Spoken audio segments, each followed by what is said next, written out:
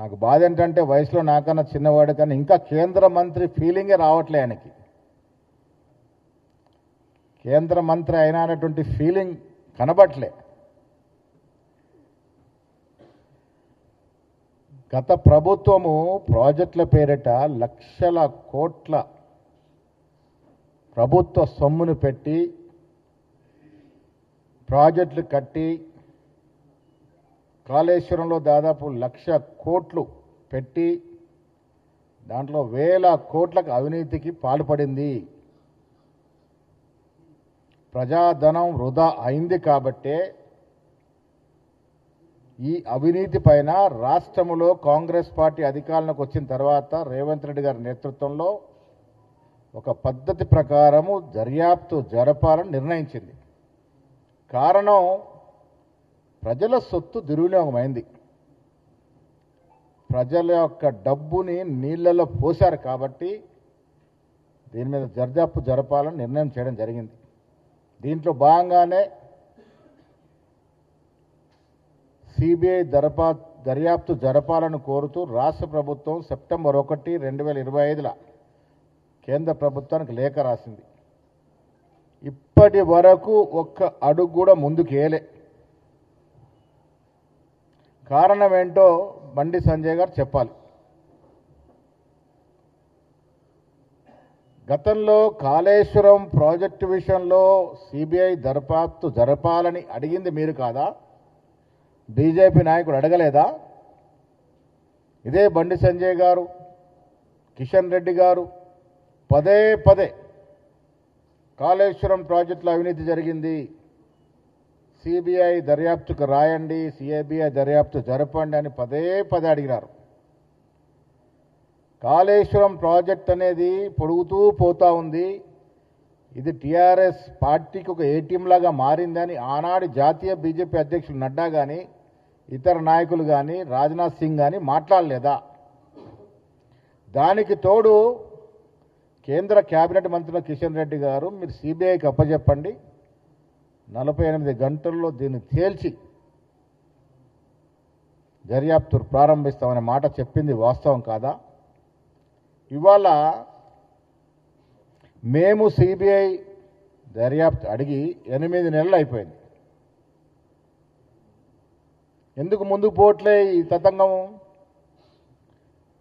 కేసీఆర్ని ఎందుకు అరెస్ట్ చేయడానికి ఎందుకు సాహసించడం లేదో బండి సంజయ్ గారు జవాబు చెప్పాలి. వీళ్ళ బండి సంజయ్ గారు తుపాకీని మా ప్రభుత్వం పైన పెట్టి కాల్చాలనుకుంటా ఉన్నాడు. బండి సంజయ్ గారు తెలుసుకోవాల్సింది తుపాకీ ఆయన చేతుల్లో ఉంది. ట్రిగ్గర్ నొక్కాల్సింది ఆలస్యం. ఆయన చేతిలో ఆయన భుజం మీద ఉన్న తుపాకీని ఆయన కాల్చకుండా మా మీద పెట్టేదో తతంగం చేసి దీన్ని తిరకాసు పెట్టి కాల్చాలని ప్రయత్నం అవుతుందో ఇది మీకు బీఆర్ఎస్ పార్టీకి లోపాయికారిగా ఉన్న ఒప్పందం బయటపల్లి చేస్తుంది. నీకు లెక్కలతో సహా చెప్తాను నేను. కాళేశ్వరం విషయంలో నేషనల్ డ్యామ్ సేఫ్టీ అథారిటీ, కేంద్ర ప్రభుత్వం ఆధీనటువంటి అథారిటీ ఒక డీటెయిల్ రిపోర్ట్ ఇచ్చింది. వీళ్ళ బండి సంజయ్ గారు రాష్ట్ర ప్రభుత్వం ఎందుకు పోవట్లే అడుగుతుంది. దానికి జవాబు చెప్తా ఉన్నాను. దీంట్లో కేంద్ర ప్రభుత్వ సంస్థలు, ఇతర రాష్ట్రాల ఏజెన్సీలు యొక్క ప్రమేయం ఉంది ఈ ప్రాజెక్ట్ నిర్మాణంలో. అంతర్రాష్ట్ర విభేదాలు ఉన్నాయి. ఇవాళ రాష్ట్ర ప్రభుత్వం దర్యాప్తు చేపడితే మొదటగా మీరు సహకారం చేయరు, కేంద్ర ప్రభుత్వం సహకారం చేయదు, పక్కనట్టు మహారాష్ట్ర ప్రభుత్వం సహకారం చేయదు, కేంద్ర ప్రభుత్వం దీంట్లో ఉన్నటువంటి కేంద్ర ప్రభుత్వ సంస్థలు సహకారం చేయవి. దాని కారణంగానే ఇది అసెంబ్లీలో చర్చ పెట్టి దీన్ని సిబిఐకి అప్పచెప్పడం జరిగింది. అదేవిధంగా టీఆర్ఎస్ హయాంలో జరిగినటువంటి విద్యుత్ కొనుగోలు, భద్రాద్రి యాదాద్రి థర్మల్ ప్రాజెక్టు జరిగిన అవినీతి అవకతవకల పైన కూడా మదన్ బి లోకూర్ గారు 114 పేజీల నివేదికని రాష్ట్ర ప్రభుత్వానికి అందించారు. దీంట్లో కూడా ఇతర రాష్ట్ర యొక్క సంస్థలు, కేంద్ర ప్రభుత్వ సంస్థలు ఉన్నాయి కాబట్టి ఇది కూడా సిబిఐ దర్యాప్తు జరపాలని నిన్న జరిగిన కేబినెట్ సమావేశంలో నిర్ణయించడం జరిగింది. నేను చెప్పదలుచుకుంది బండి సంజయ్ గారికి మీ ద్వారా,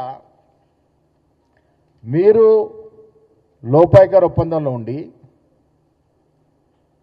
సిబిఐ దర్యాప్తు జరగకుండా తెలివిగా అడ్డుపడుతూ ప్రజలు మిమ్మల్ని అడుగుతున్నారు కాబట్టి,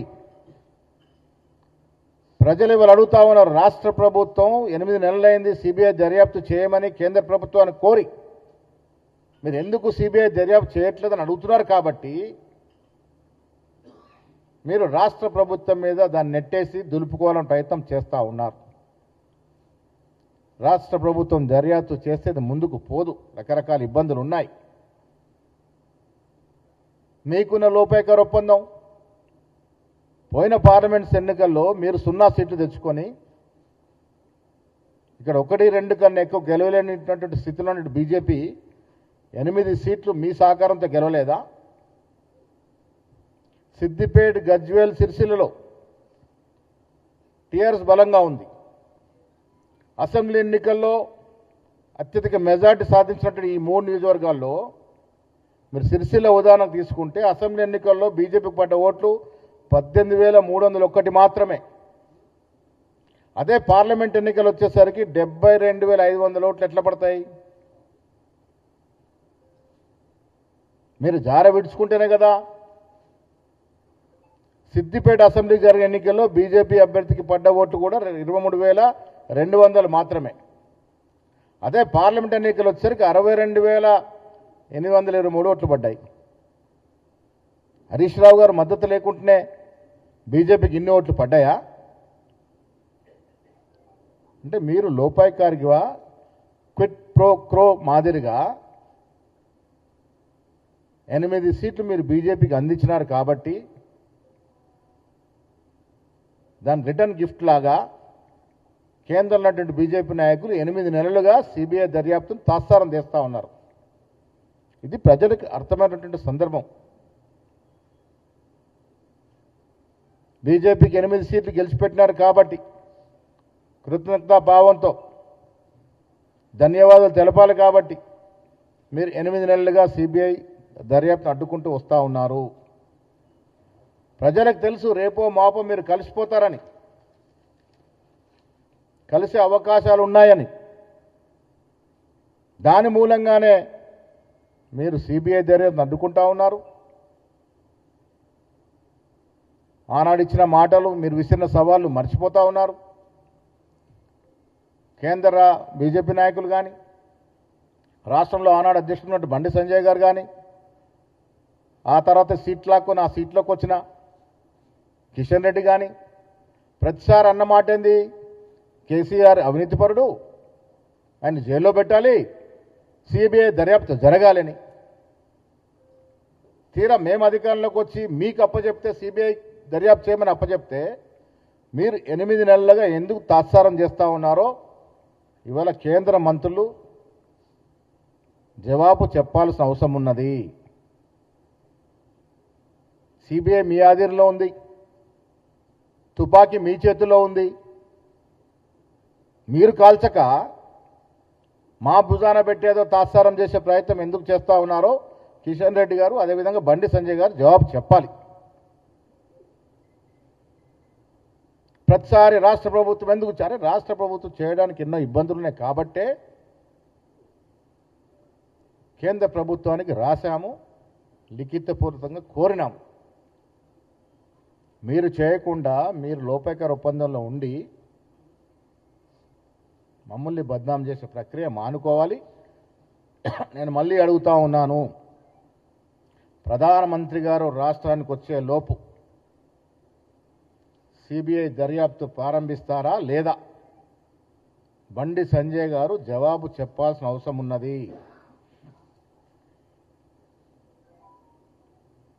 మీ ప్రోద్బలం, మీ సహకారం వల్ల టీఆర్ఎస్ బీఆర్ఎస్ అయింది.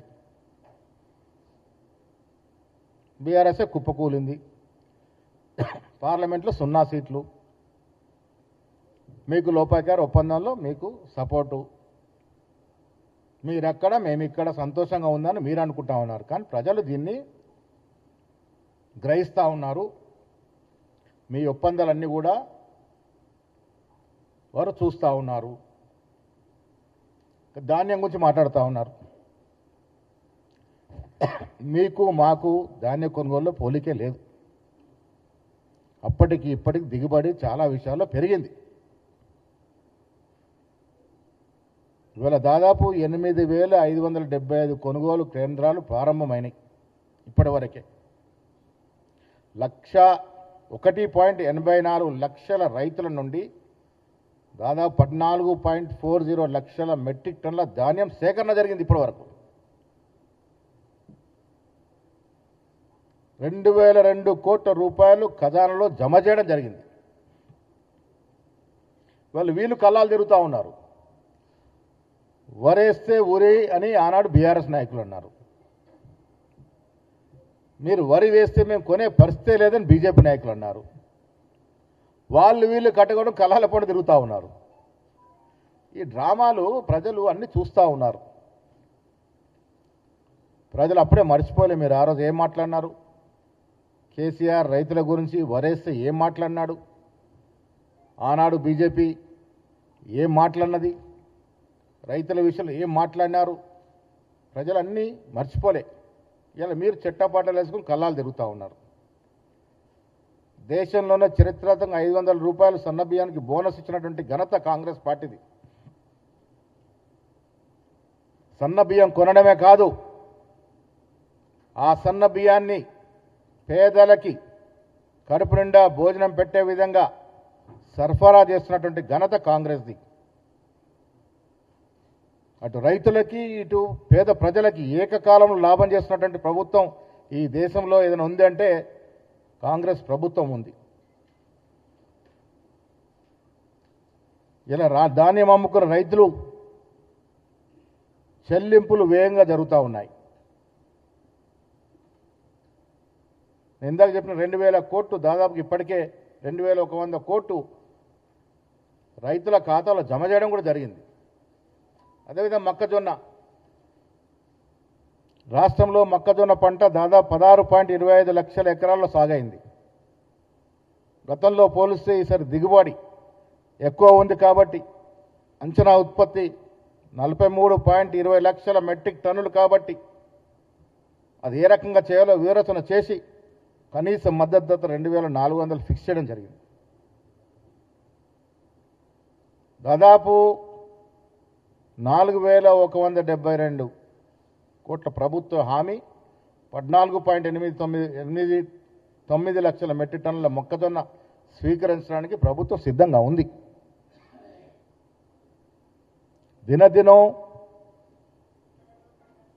శాస్త్ర సాంకేతిక టెక్నాలజీ ద్వారా పంటలు పెరుగుతూ ఉన్నాయి, దిగుబడి పెరుగుతూ ఉంది. ఎక్కడికక్కడ రైతులను ఆదుకునే విధంగా ప్రభుత్వం చర్యలు తీసుకుంటా ఉంది.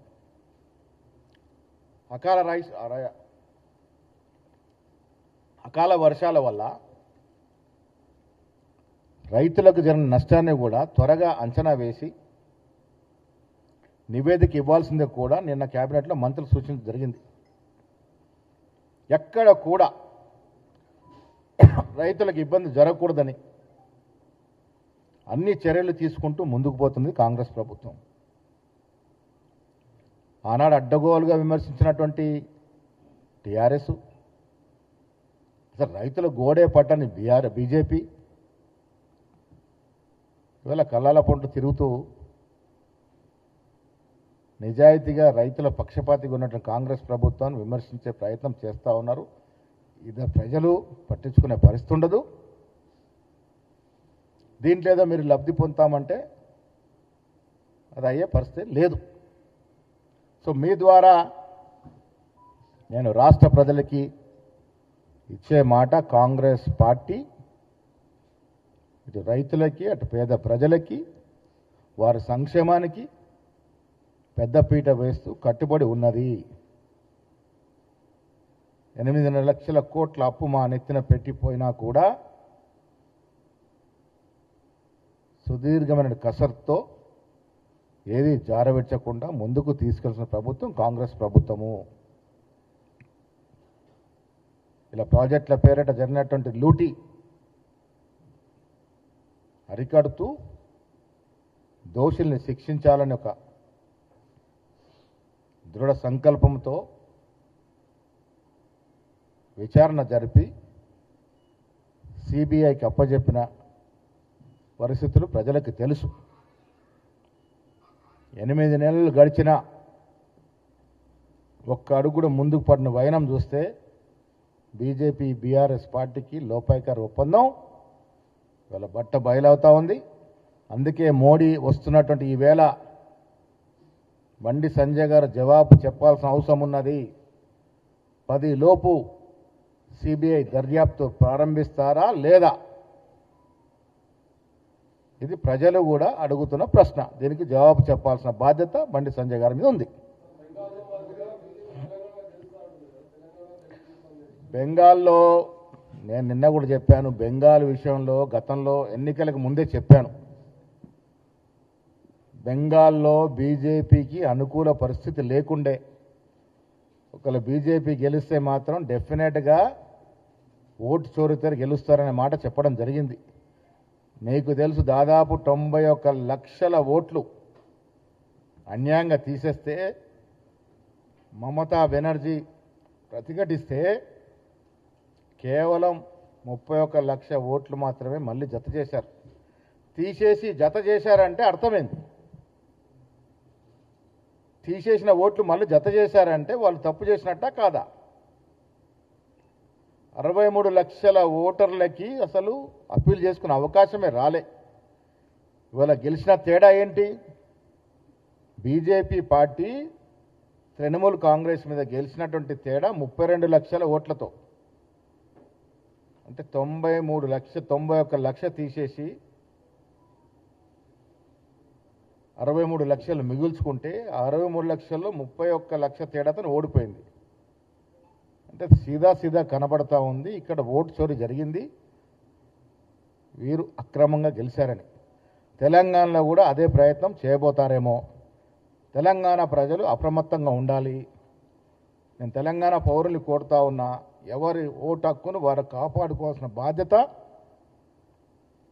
మీ అందరిపైన ఉంది. ఏమాత్రం నెగ్లెక్ట్ చేసినా మన ఓటు పోయే ప్రమాదం ఉంది. ప్రజాస్వామ్యంలో ఓటుని కాలరాసే హక్కు ఎవరికి లేదు. కానీ వీళ్ళు కుంటి సాగలతో ఓటు తీసే ప్రయత్నం చేస్తూ ఉన్నారు. అలాంటి ఆటలు తెలంగాణలో సాగవు.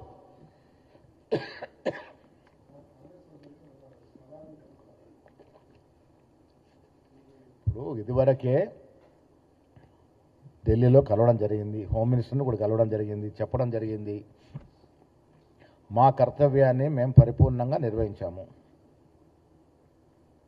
ఇప్పుడు రాష్ట్ర ప్రభుత్వమే అధికారికంగా సిబిఐ దర్యాప్తు అడిగినప్పుడు ఎందుకు మీరు పూనుకోవట్లే? ఇలా మమతా బెనర్జీ మీద, మీరు కేజ్రీవాల్ మీద కేసులు పెట్టారు కదా, ఇతర రాష్ట్రాల ముఖ్యమంత్రుల మీద. మరి ఎందుకు కేసీఆర్ మీద మీరు ఎందుకు ముందుకు రావట్లే? ఇక్కడ స్పష్టంగా అర్థమవుతుంది వీళ్ళకు లోపాయికారి ఒప్పందం ఉంది. బీజేపీ ప్రభుత్వము ఉద్దేశపూర్వకంగానే కేసీఆర్ని కాపాడుతూ ఉంది. ఇది స్పష్టం. ఈ డొంక తిరుగుడు మాటలు బండి సంజయ్ గారు, కిషన్ రెడ్డి గారు ప్రజలను ఎదుర్కోవాలి కాబట్టి ఈ రకంగా వచ్చి మా మీద నెపాన్ని నెట్టే ప్రయత్నం చేస్తూ ఉన్నారు. సిబిఐ వాళ్ళ ఆధీనంలో ఉంది. వాళ్ళు తెచ్చుకుంటే రేపే దర్యాప్తు ప్రారంభమవుతుంది. అందుకే ప్రధాని గారు వచ్చే ముందు దర్యాప్తు ప్రారంభించాల్సిందిగా కోరుతా ఉన్నాం. చూస్తాం మా తదుపరి కార్యాచరణ కాంగ్రెస్ పిఎస్సీలో మాట్లాడుకొని నిర్ణయం తీసుకుంటాం.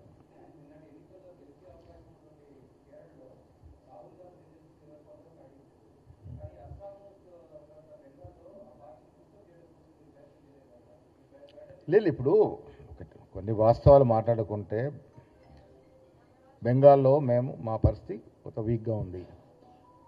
బట్ లౌకికవాద శక్తులు బలపడాలని కోరుకున్నాము. మేము నిజమైన లౌకికవాద పార్టీ కాబట్టి లౌకికవాద శక్తులు బలపడాలి. ఈ మతవాదం దేశానికి మంచిది కాదు. సర్ పేరిట అది కాంగ్రెస్ ఓట్లైనా ఇంకొకరు ఓట్లైనా ఎస్ఐఆర్ పేరిట ఓట్ల దొంగలింపు అనేది చాలా హేయమైన చర్య. అది మనమందరం కూడా దీన్ని ఖండించాల్సిందే.